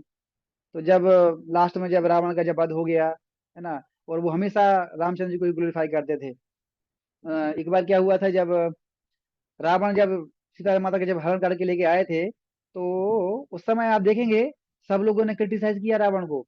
उनकी रावण की कुछ खुद की जो पत्नी थी मंदोदरी, उसने खुद, मंदोदरी ने खुद किया, कैसा काम किया, कितना हीनियस काम किया है आपने, उसने क्रिटिसाइज किया। विभीषण ने क्रिटिसाइज किया, आपने क्या काम किया, रावण ने क्रिटिसाइज किया, अंडरस्टैंडिंग। हाँ, तो सब लोगों ने क्रिटिसाइज किया, लेकिन बोलते ना विनाश काले विपरीत बुद्धि, है ना, जब विनाश का समय आता है तो बुद्धि काम नहीं करती है। तो रावण किसी की बात सुना नहीं, सबको ललकारा। और जब विभीषण ने मना किया तो विभीषण की बात सुनी नहीं, बोले कि तुम अभी यहाँ पर रहने के लायक नहीं है, तुम जाओ, भगा दिया उसको, अपने राज्य से भगा दिया। तो जब जब भगा दिया तो कहाँ जाएगा फाइनली, विभीषण जो है किसकी शरण लेते हैं, फिर वो रामचंद्र जी के पास जाते हैं। और जब रामचंद्र जी के पास जब जाते हैं तो उनको लग रहा था शायद हो सकता है कि रामचंद्र जी मुझे एक्सेप्ट नहीं करेंगे, है ना, क्योंकि मैं तो शत्रु के पक्ष में हूँ, रामचंद्र जी मुझे क्यों एक्सेप्ट करेंगे, है ना। लेकिन जैसे ही रामचंद्र जी के पास जाते हैं, इमीडिएटली रामचंद्र को एक्सेप्ट कर लेते, इमीडिएटली। इसलिए उनको बोलते हैं क्या, रिफ्यूजी, शरणार्थी, है ना, इमीडिएटली उन्हें अपनी शरण में ले लिया। तो इससे पता चलता है कि भगवान का हृदय कितना बड़ा होता है ना। तो शत्रु के फ्रेंड को भी तुरंत इमीडिएटली एक्सेप्ट कर लिया, हाँ। तो क्योंकि उनको पता था, विभीषण को पता था, है ना, कि रावण का अभी अंत जो है पास में आने वाला है, क्योंकि जैसे ही सीता देवी का जब हरण किया था तो पता चल गया कि अभी जो है रावण का अंत बहुत ही निकट है ना। तो इसलिए उन्होंने सोचा कि अभी यहाँ पर है ना मेरा सार्थक नहीं है, जल्दी से मैं गुरु जी के पास चला जाता हूँ, उनकी शरण ग्रहण कर लेता हूँ, क्योंकि इसका तो अभी ये तो मरने वाला है। अगर मुझे मरना ही है तो मैं इसके साथ में रह के क्यों क्यों मरूं, भगवान के पास में जाऊंगा, ऐसा नहीं, कम से कम भगवान के हाथ मरूंगा तो कुछ अच्छी गति मिलेगी, इस नालायक के साथ रह क्यों मरूंगा मैं। फिर ऐसा सोच के वो विभीषण जो है रामचंद्र जी के पास जब आते हैं, राइट। इससे पता चलता है। दूसरा है मेंटेन इंटीग्रिटी, अब चूंकि देखिए लॉर्ड रामचंद्र जी अभी क्या है, हाँ, राजा की पोजीशन पे हैं, है ना। वनवास खत्म हो चुका है, अभी वनवास खत्म होने के बाद अभी वापस आ गए हैं और आज सिंहासन में बैठ गए हैं, ये तब का पास टाइम है। और उस समय के बाद क्या होता है, जब सीता माता जी जब रावण के घर से जब आती हैं, है ना, जब तो जब घर से जब आती हैं तो फिर वहां पर क्या होता है, कोई उनको एक्सेप्ट नहीं करता है। समाज वाले भी उनको मना करते हैं कि नहीं नहीं, ये रावण के घर से आई हैं, अशुद्ध हो गई हैं, अभी उनको एक्सेप्ट नहीं करना चाहिए। तो राम जी अगर चाहते तो उनको एक्सेप्ट कर सकते थे, क्योंकि वो तो उनकी युग माया, उनकी तो इंटरनल पोटेंसी है ना, वो कैसे दूषित हो सकती हैं। लेकिन चूंकि एक मर्यादा है ना, एक समाज सोशल सिस्टम है, उसको पालन करना, उसको मेंटेन करना है। अब चूंकि भगवान का नाम ही है मर्यादा पुरुषोत्तम, मर्यादा पुरुषोत्तम है वो, तो इसलिए एक आदर्श एग्जाम्पल स्थापित करने के लिए वो जो है सीता देवी को मना कर देते कि नहीं, मैं तो ऐसा नहीं करूंगा। कई बार लोग बाहर लोग इस पर प्रश्न उठाते हैं, मतलब रामचंद्र जी के भी आइडियल कैरेक्टर पे दाग लगाते हैं, अरे रामचंद्र जी गलत किया, अब खुद की वाइफ को एक्सेप्ट नहीं किया, कैसे भगवान है। लोग ऐसा भी प्रश्न पूछते हैं, ऐसा भी बोलते हैं। बहुत सारे ऐसे लोग हैं बोलते भगवान है, ऐसा काम किया है, उनको मना कर दिया। अरे भाई वो मर्यादा पुरुषोत्तम है। अगर वो अगर एक्सेप्ट कर लेते तो फिर अभी जो सोशल कल्चर है वो खत्म हो जाता। अभी फिर ये सब प्रोस्टिट्यूशन पूरा भर जाता है। अच्छा, तो वो एक एग्जाम्पल बता रहे हैं, इस तरीके से सिस्टम होना चाहिए, इसलिए उनको मना दिया। तो इंटीग्रिटी को मेंटेन किए हुए हैं कि नहीं नहीं, तुम जाओ, ठीक है, तुम्हें अग्नि परीक्षा देनी पड़ेगी, तुम प्रूव करो, है ना, कि तुमने रावण का संग नहीं किया, तुम प्रूव करके दिखाओ। सीता देवी सोच देती तो सीता जी ने करके दिखा दिया, अग्नि परीक्षा जब दी तो वहां पर चली गई। तो उस समय फिर जो है उसको भी मतलब दिखाने के लिए कि लव कुश, जब सीता माता जी को जब वापस भेज दिया तो लव कुश जी का वहीं पर जन्म हुआ। लव कुश भी आते हैं, वो बताते हैं कि हम आपके पुत्र हैं, हम आपके पुत्र हैं। वो तो प्रूफ क्या है तुम्हारा, प्रूफ बताओ। रामचंद्र ने पूछे प्रूफ बताओ, प्रूफ क्या है। अब देखो, प्रूफ क्यों बताना है भाई, है ना। प्रूफ इसलिए बताना है क्योंकि आज अगर तुम प्रूफ नहीं बताओगे तो फ्यूचर में कोई लोग पूछेंगे कि हाँ क्या प्रूफ था, बताओ कि ये तुम्हारे जो पुत्र हैं, क्या प्रूफ, प्रूफ बताओ रिटर्न में। क्योंकि आजकल वर्बल की कोई वैल्यू नहीं होती, मुंह से तुमने क्या बोला वो कोई पता नहीं करेगा, रिटर्न में क्या है, रिटर्न में दिखाओ, उसकी वैल्यू होती है। अंडरस्टैंड है, इसलिए वो प्रूफ मांगते हैं, तुम प्रूफ बताओ। प्रूफ बताते हैं कि सीता माता जी वहां पर कैसे सेवा करती हैं, कितनी परेशान होती हैं, सब कुछ बताती हैं, सब कुछ बताते हैं वो लोग। हम कथा सुनाते राम लखन गुणगान की, ये रामायण है श्री राम की, राइट। इस तरीके से वो पूरा बताते हैं, तब जाके जब पूरा जब गाना सुना देते हैं पूरा, उसके बाद रामचंद्र जी सुनते हैं, पूरा समझ में आ जाता है उनको, तब एक्सेप्ट कर लेते हैं। लेकिन फिर सीता देवी तो अग्नि परीक्षा उनको दे देती हैं, सीता देवी जो है धरती में प्रवेश कर जाती है, वो चली जाती है इस तरीके से, राइट। फिर तो इस तरीके से पता चल रहा है कि रामचंद्र जी ने डिग्निटी को मेंटेन किया, एक्सेप्ट नहीं किया। और लास्ट है फाइनली रिनंसिएशन, है ना। भगवान जो है सब ऐश्वर्य से परिपूर्ण है, लेकिन उसके बाद भी इतना मोस्ट ब्यूटीफुल होने के बाद भी, नॉलेजेबल होने के बाद भी, रेनन्सिएटर, रेनन्सिएशन भी दिखा रहे हैं। जैसे आप देखते हैं भगवत गीता में, हम देखते हैं जो फोटो देखते हैं तो भगवान जो है अर्जुन के क्या बने हैं, सारथी बने हैं। भगवान सुप्रीम पर्सनालिटी ऑफ गॉडेड है, लेकिन भी क्या बने हैं यहाँ पर, भगवान के दास।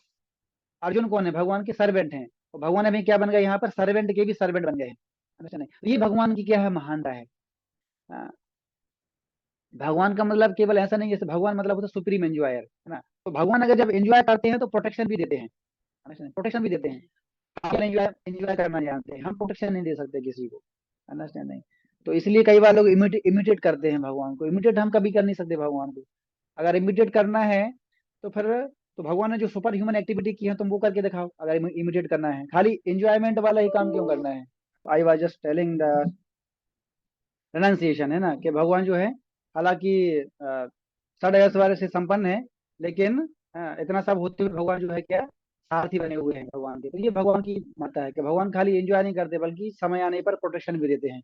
जैसे जब आप देखते हैं जब इंद्र ने जब वर्षा किया था, घनघोर जब वर्षा किया था, उस समय भगवान ने क्या किया था, गिरधारी पर्वत को उठा के भगवान ने सारे जितने भी वृंदावन वासी सबको प्रोटेक्शन भी दिया था, है ना। तो ये भगवान है, भगवान जब एंजॉय करना जानते हैं, सुप्रीम एंजॉयर है तो सुप्रीम प्रोटेक्टर भी है। अंडरस्टैंड। लेकिन तो कई बार लोग जब इमिटेट करते हैं, तो इमिटेट करना है तो खाली एंजॉय वाली पोजीशन को ही इमिटेट क्यों करना है, तो जब जब भगवान प्रोटेक्शन देते हैं तो वो इमिटेट क्यों नहीं करते हैं। अंडरस्टैंडिंग इस तरीके से है। तो भगवान दोनों ही चीजें करते हैं, एंजॉयमेंट भी करते हैं और प्रोटेक्शन भी देते हैं। So we can't imitate Krishna. अगर इमिटेट करना है तो जब जब जंगल में जब आग लगी थी, प्रलंबासुर नामक दैत्य को जब भगवान ने जब वध किया था, तो उस समय अग्नि दैत्य नामक राक्षस ने क्या किया था, पूरे जंगल में आग लगाया था। तो भगवान ने क्या किया था, उस समय जितनी भी गाय वगैरह थी सबको प्रोटेक्शन देने के लिए पूरी आग को ही भगवान ने निगल लिया था। तो वो वाला पार्ट हम क्यों मिटेट नहीं कर सकते फिर, तो मिटेट करो अगर भगवान को मिटेट करना है तो, राइट। खाली रासलीला वाली पार्ट को क्यों मिटेट करना है, कि भगवान की इतनी सारी पत्नियां हैं, रासलीला करते हैं, हम क्यों रासलीला कर सकते हैं, ठीक है। तो ये सब चीजें हैं। तो क्योंकि हम इसको बोलते हैं Sahajiya, so don't try to become Sahajiya, है ना। अ, भगवान भगवान है, हम अपनी औकात में रहना चाहिए हमें, है ना। We can't imitate Krishna never. तो इसलिए भगवान ने क्या किया है वो हमें नहीं करना चाहिए, भगवान ने क्या बोला है वो करना चाहिए, समझ रहे हैं? ये इंपॉर्टेंट है। हम क्या करते हैं, भगवान ने क्या किया वो करने का प्रयास करते हैं, वो हम कभी नहीं कर सकते। भगवान ने क्या बोला है वो उसको करना चाहिए। उसको हम कैसे समझ सकते हैं कि भगवान ने भगवत गीता में जो बोला है इंस्ट्रक्शन उसको हमें जरूर फॉलो करना चाहिए। नहीं, ये हमारे हाथ में, अंडरस्टैंड। उसको अगर हम फॉलो करेंगे तो हमारा जीवन जो है क्या होगा, सक्सेसफुल होगा, right. So don't try to imitate Krishna or Krishna activities, just follow what Krishna gave instruction through Bhagavad Gita, understand. Okay, so by this I will stop this today's class. So hope uh, I will try to explain everything. And tomorrow is a great festival, so we will celebrate. We are going to celebrate tomorrow in the temple, and some of you already came to temple today. They will stay tonight in the temple and attend tomorrow's festival. So Lord Sri Ramchandra भगवान की जय। प्रभु जी, ध्रुव प्रभु क्या कहना चाहते, क्या हाथ hand raise किए थे? Who wants to say something? हाँ, हरे कृष्ण प्रभु जी। एक प्रश्न था। नित्यानंद प्रभु जी मतलब जो बोलते हैं लक्ष्मण अवतार लिए थे, सुने हैं। अवतार नहीं लिए थे नित्यानंद प्रभु, लक्ष्मण ऑलरेडी हैं। अवतार नहीं लिए, वो लक्ष्मण ही हैं, अंडरस्टैंड नहीं। अलग अलग वही लक्ष्मण है। रूप में, अलग और अलग हाँ, रूप में लेके आते हैं, वो लक्ष्मण ही है। आप उनको लक्ष्मण जी बोल दो, चाहे बलराम बोल दो, चाहे बलदेव बोल दो, चाहे अनंत शेष बोल दो, एक ही रथ है। बस अलग अलग युग में अलग अलग लीला के रूप में आते हैं, राइट। आप देखेंगे त्रेता युग में वो राम जी के छोटे भाई के रूप में है, वहीं द्वापर युग में बड़े भाई के रूप में है। लेकिन इसका मतलब ये नहीं है कि वो कृष्ण जी से बड़े हो गए हैं, वो एक रस है उनका, अंडरस्टैंडिंग, वो रस है, इस तरीके से। Got it point. काम का एक ही है, काम एक ही है, चाहे वो छोटे भाई के रूप में आए चाहे बड़े भाई के रूप में आए, काम एक ही है, क्या? भगवान को सर्व करना है, सेवा करना है। बड़े भाई के रूप में तभी सेवा करनी है, छोटे भाई के रूप में तभी सेवा करना है, लेकिन सेवा ही करना है, वही उनका काम है, लक्ष्मण जी का। Got it point. भगवान को खुश करना, तो भगवान की जो पास टाइम्स है उसमें असिस्ट करना, ये उनका काम है। और कुछ?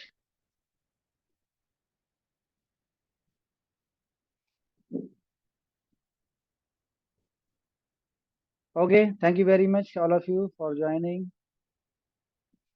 हरे कृष्णा कृष्णा कृष्णा हरे हरे, हरे Ram Ram Ram Hare Hare. Thank you very much. Hare Krishna.